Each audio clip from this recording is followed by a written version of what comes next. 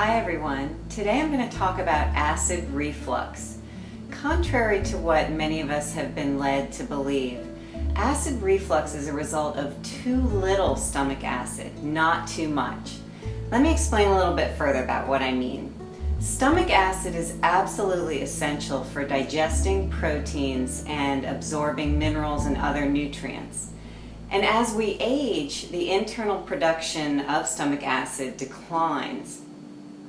And if our supply of stomach acid is low and not digesting proteins properly, then food tends to sit around in our stomachs for longer than it should, and it ferments. Then gas builds up and leads to belching and bloating and blows open our esophageal sphincter.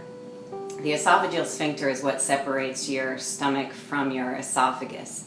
And this in turn leads to your digestive juices bubbling up into your esophagus, giving you acid reflux.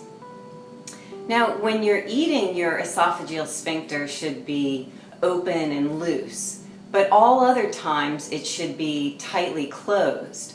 So acid reflux is really just having a loose sphincter.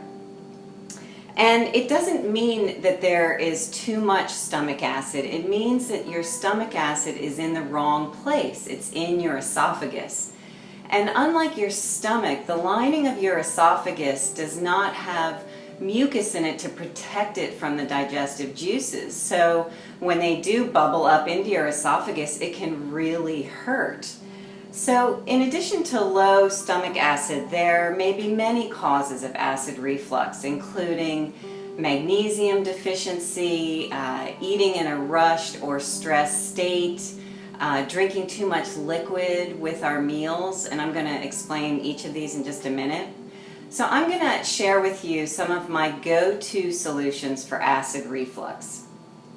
Number one, you want to slow down and chew your food. So many of us rush through our meals barely chewing our food, and your digestive process really begins in your mouth with your saliva breaking down the food. So the more digestion that can occur early on, the less work your stomach has. So just by chewing each bite 20 to 30 times can eliminate your acid reflux. I know this sounds so simple, but sometimes it's the simplest remedies that have the most profound effects. So really try to make a conscious effort to slow down and chew your food. Be really mindful when you're eating. Number two, drink as little liquid as possible with your meals. Ingrained in our dining culture is this practice of drinking water and other beverages when we eat. I mean, think about when you go into a restaurant, the first thing you're served is water. But when we drink beverages with our food, we dilute our stomach acid, which makes it less potent, which leads to belching and bloating and acid reflux. Ideally, you want to hydrate 20 to 30 minutes before a meal and about an hour and a half to 2 hours after a meal. And breaking the habit of drinking during meals can be really hard. I know, I've done it, and we're just so used to drinking with our food. But whether or not you have acid reflux, this is something really important to do, is to stop drinking so much liquid with your meals. Number three, you want to eat less at one time. Sometimes our esophageal sphincter is blown open by the sheer volume of food we're putting into our stomachs. So try and make an effort to stop eating when you're about 80% full.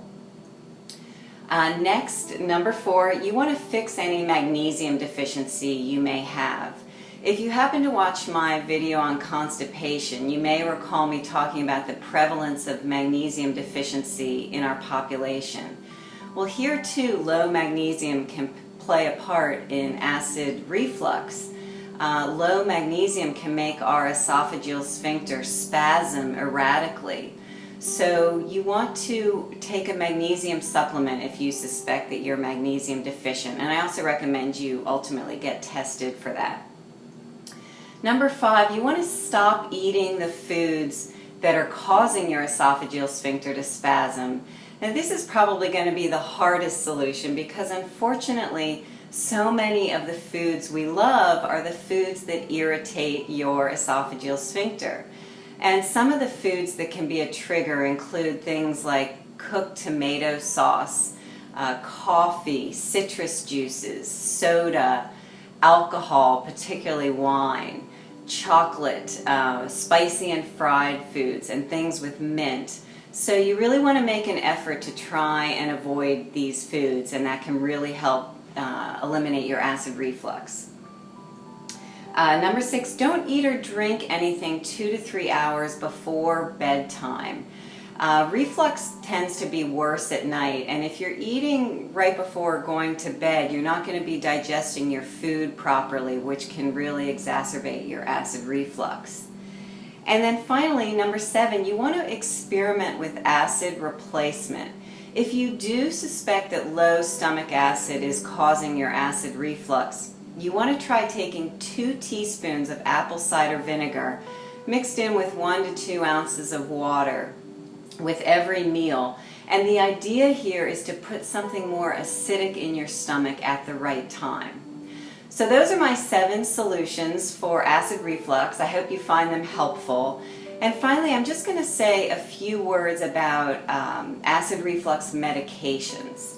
Antacid medications such as Tums are only treating the symptoms. They do nothing to remedy the root cause.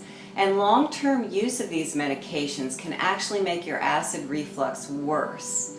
And if you're taking a proton pump inhibitor or PPI such as Prilosec or Nexium, you need to be aware that long-term use of these medications can really be dangerous. And when I say long-term use, I mean more than a couple months. And the reason it's dangerous is because PPIs act by reducing your production of stomach acid. And as we've just learned, it's low stomach acid which can lead to acid reflux. So PPIs are preventing the digestion and absorption of proteins and minerals. And over time, this can be the true root cause of many diseases such as diabetes and osteoporosis, heart disease, depression. So if you do want to stop taking a PPI, which I recommend you try to do, you want to go slowly. You don't want to stop cold turkey. Try to wean off the medication over 1 month's period of time. That's all I have today. Next time I'm going to be talking about calcium, so I hope you'll join me then. Have a great week, everyone.